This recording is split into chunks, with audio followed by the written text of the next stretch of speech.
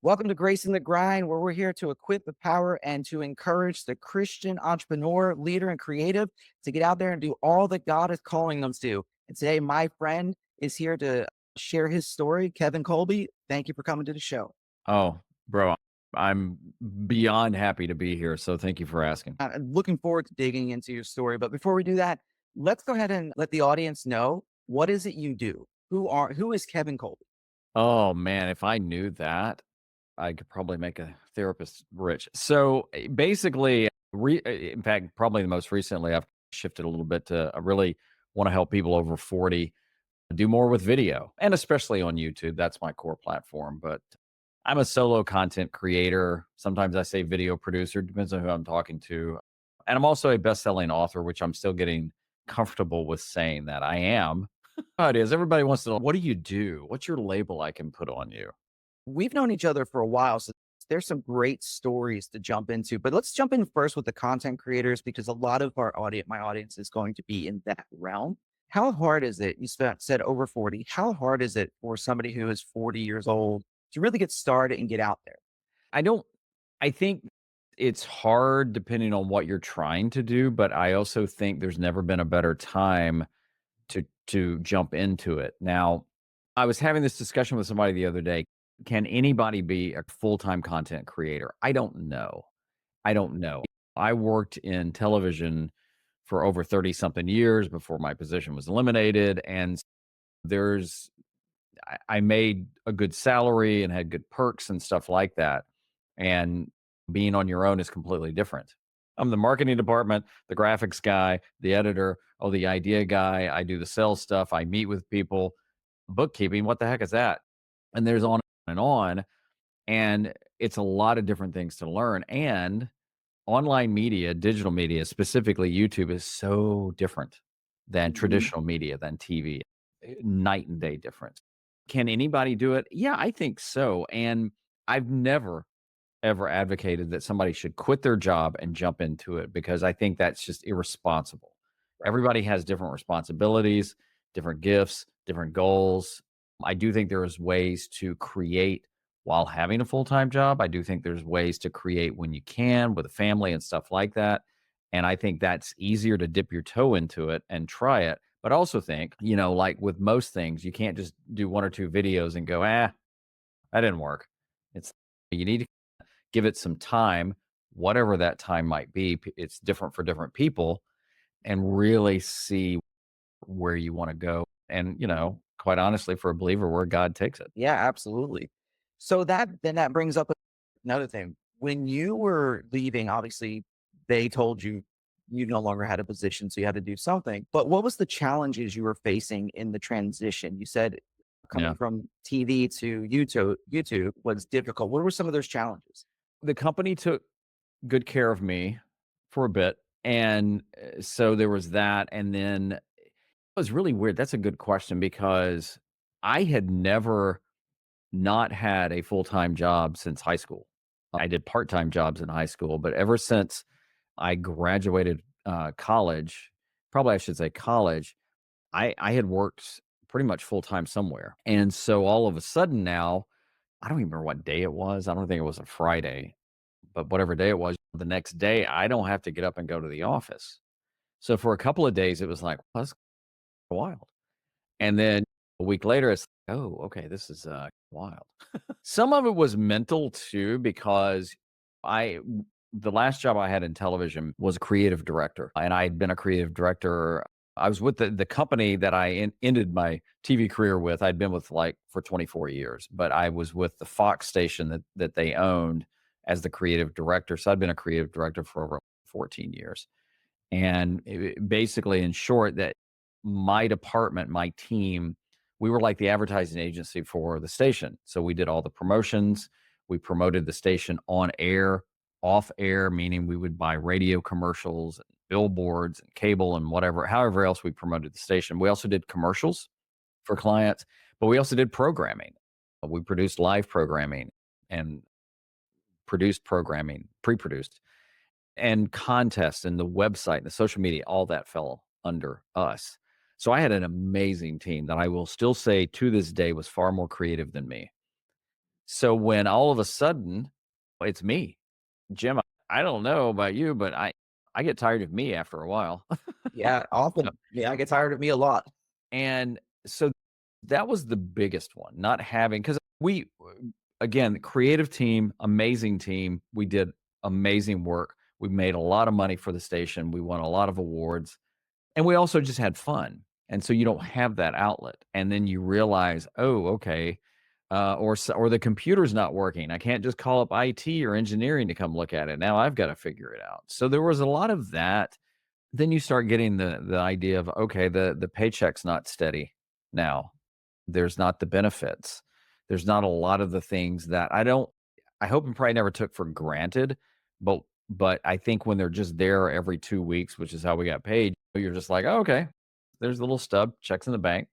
So there was a lot of that as well, and then what am I gonna do? Am I gonna get back into television, which I thought I was, and, so there was a lot of that going on, while at the same time, it would take me a while to realize I loved the creative freedom of not having the confines of television. So then that brings up another question too, because you had mentioned a little bit in your last answer. Did you ended up going through a grieving process, like when you lost your team? I did at one point, but let me explain that. So there was a point where I had a pretty large team at one point. I think there was 12 or 14 of us. I'd have to always think back, but it was a Right. pretty large team. And it was producers and graphic artists and social media coordinator. And at one point they cut my team in half, which is how a lot of these companies work. They start reducing the workforce and things like that. They still expect the same amount. And it was right as our sister station changed affiliation from CBS to NBC, so that became the focus for the company. And so I think I grieved more then because having to sit in those meetings and tell somebody that their position's eliminated for nothing they've done wrong is not fun. And I remember, I don't think I've ever shared this before, nobody's asked. I remember the general manager, because we have these meetings. We know these, we have our meetings to prep for the meetings to come. And when it was over, he said, Kevin, if you want to just go ahead and take off for the rest of the day, that's fine. I said, no, I'm good. I'm good. And I remember going back to my office and I tried to get back into the work mode and I thought, yeah, I can't do it. So I went back in and I started tearing up and I said, yeah, I just need to go home for the day. And that I think I grieved harder than later.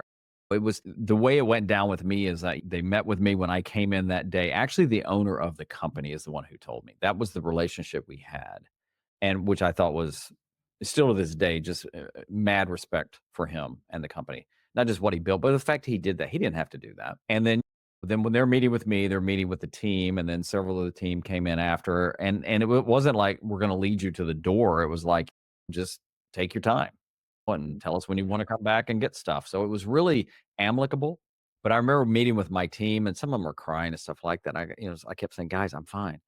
I'm fine. I'm fine." Now, there's also in their mind the ones that are left is, then what about me? And I'm like, "You're fine. You're okay. You're okay." And just trying to convince them that I was fine. I was fine with it.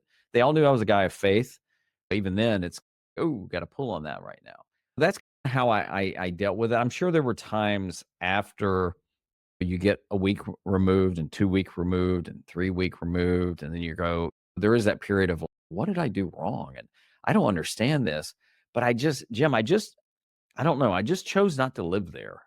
I do remember a friend of mine, we went to lunch and he really wanted me just to be pissed off about it. He wanted me to be mad and angry. And I remember just saying, what's the point? What's the point? That no, I'm not gonna live there. Did I get upset one day? Yeah, probably. But at the same time, I don't want to live in that space constantly. What is it gonna do besides Right. just that I'm gonna be miserable to be around? Grumpy old men over 40, Right, right? yeah, yeah, yeah, don't hang out with Kevin. He's having his day. So that decision-making process and you decided not to live there, is that something you've always had or something you had to develop? Wow, that is a good question. I don't know. I'd like to think as I've gotten older, maybe I've gotten a little wiser or more mature. I don't know. I have those moments where it's seriously, how old are you, Kevin? I don't know. I'm an only son that my parents were extremely giving and loving and level headed. I did maybe so. This is a good session. You ought to call it counseling with Jim. I remember when I was younger. So my dad worked for this company called Western Electric, and they had a union. He didn't really want to join the union, but you had, it was one of those things, if you worked here, you had to be in the union. And they would have go on strike occasionally, and he would have to go on strike. And I remember there was a time where one day he was going out, he had gotten a job at Burger King washing windows. And I remember Jim saying to him, "Dad, you can't do that. You're better than that. You can't go and be washing windows." And I don't remember verbatim what he said, but it basically was like, "Kevin, I have to feed our family. I I'm not so good that I can't go wash windows. It's a job." And that's always stuck with me. It's always stuck with me that to him it was like, I work. He didn't see any demeaning thing to it. And that's, so I think that's probably always been in the back of my mind, is that I told our kids growing up, if you end up being a greeter at Walmart, be the best greeter you can. And that's not to select greeters at Walmart, but if that's what you want to do, it to the best of your ability and have fun with it. Man, that's really good. And I'm grateful you shared that. So then I can just hear like the listeners jive in with your story, but then coming to a question that says, yeah, but Kevin, you have an unfair advantage. Like, we want to get started, we want to do these things. And meaning the unfair advantage, you come from TV production into YouTube. That just seems like the natural progression. So what would it be? What mindset would people have to Yeah. develop? What skill set? Like, how can somebody who doesn't have that background step into this and not be depressed, not be struggling through? So I'm glad you asked this question because I've had people drop comments like that on my videos before. And the reality of it is, and this is going to be one of those things, if somebody has never worked in broadcast and television, I'm going to ask you to take my word for it.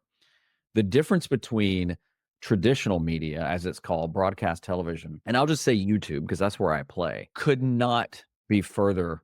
It's night and day. In broadcast, everything has to be as perfect as possible. You live in the world we did of 30 seconds. It was constantly like next newscast, or constantly you're putting all your time and effort behind a show that all of a sudden the network decides after two episodes, we just canceled the show just because whatever. And then there was levels of bureaucracy and meetings and stuff like that. Then you get to the world of YouTube where it's like, hey, post what you want. Make it as long as you want. Make it short. Doesn't matter. And the freedom there was like, "Oh, okay, wow." Now here's the irony. So people go, "You have a nice setup, you have a nice camera and stuff like that." And so my background being video, I understood that, but the reality of it is, and still probably more, I can creatively tell somebody how to use their gear, but I can't tell you the intricacies, if that makes sense, of my gear and my cameras. Right. And I've also learned, and I've said before, gear can help you create, but it will not make you creative. And I think that's a big thing people have to understand. Well, if I get the right camera, if I get the right mic, if I get the right software, it may help you do something faster. You may look a little better. You may sound a little better, but it's just a tool. That's all it is. So I just say that too, and say that I actually envy, in the Christian way, I envy people that don't have my background because I think sometimes it's easier because I can overproduce, I can overthink because of my background. So my background is actually nice to have and works against me because just the way I'm wired. Right. And so when I see these people on YouTube and they're just hitting record and going, forget how many views, I'm like, I like that a lot. Or I'm just using my iPhone and I'm like, yeah, I wish I would. And I'm a big advocate of that, but I wish I would just do that more. So that's that world I live in as a So creator. then, so then how do you navigate the overwhelm? It's funny because I think only recently I've gotten better at it.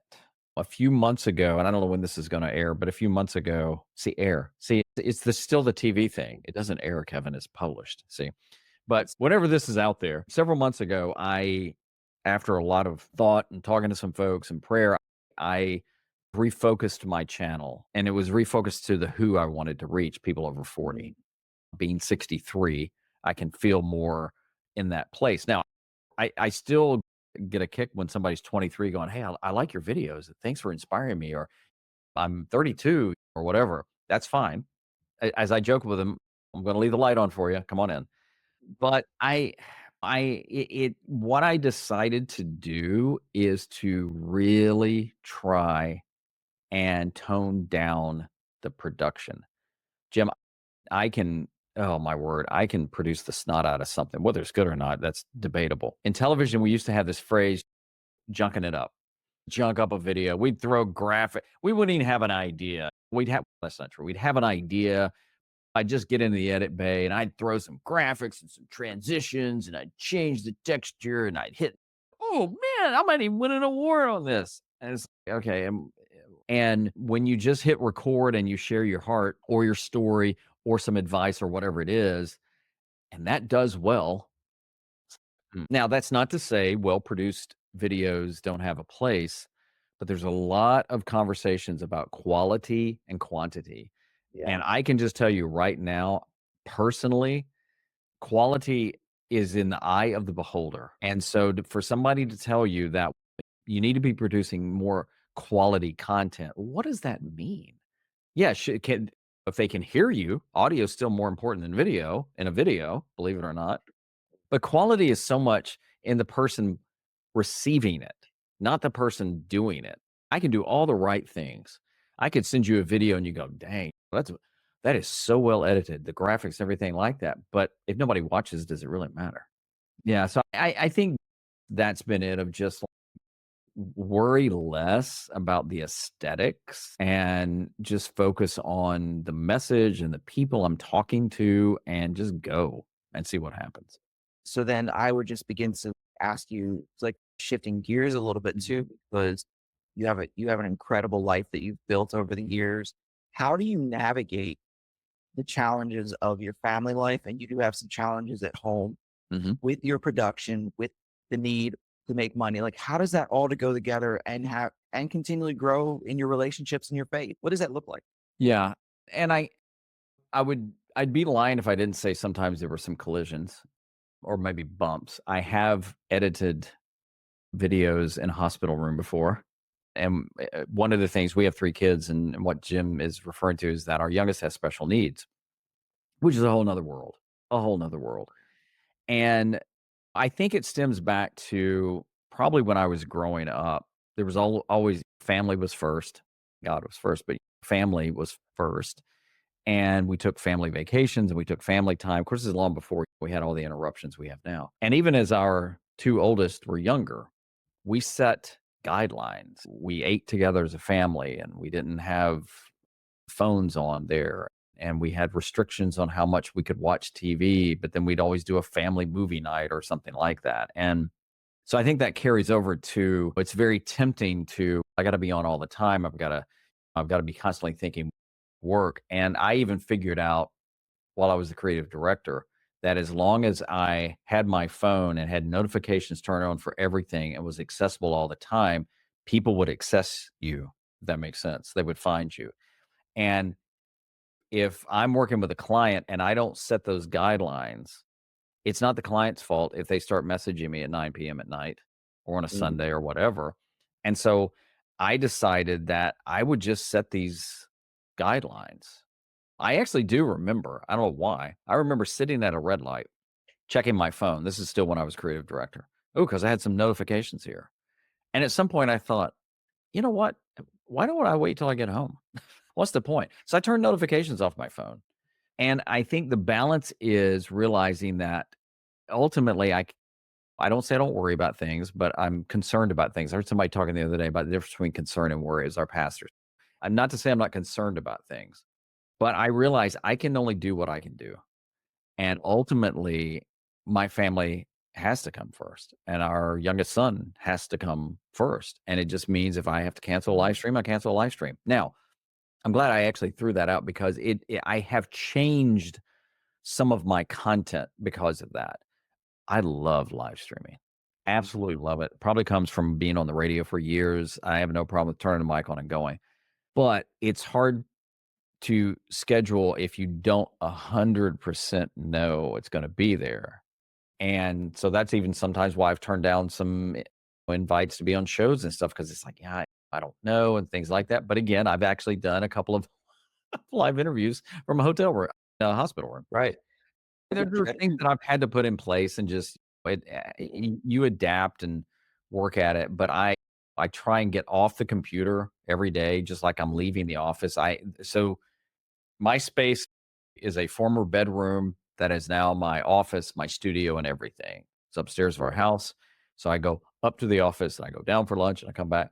But I don't even leave my phone by the bed at night. It stays up in my office. I go dark on Sundays, social media, email. I don't look at email on the weekends, very little on Saturday. And I'm even trying to get rid of that. So it's just one of those things of trying it's like you keep trying to find that groove that works for you. So even when you're with somebody, you're not thinking about work. Sometimes it's hard because I'm just constantly thinking that way. So then what would you say is your greatest challenge right now?